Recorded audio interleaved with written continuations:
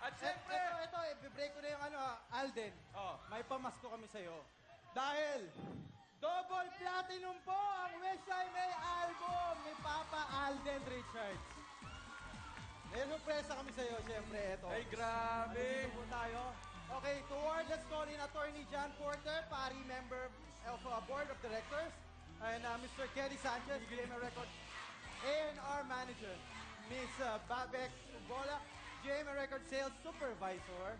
Maraming congratulations, Alden Richards! We would like to congratulate GMA Records and Mr. Alden Richards for double platinum certified by PARI with over 30,000 units sold in physical and digital for the album Wish I May. Okay, sir, hiramin ko lang po Bro, ano bang message mo, bro? Wala.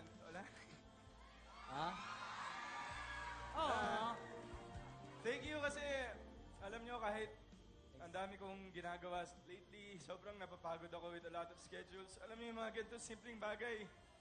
Means sa lahat. Thank you sa lahat ng sumusuporta. Dahil dyan, i-group hug kita.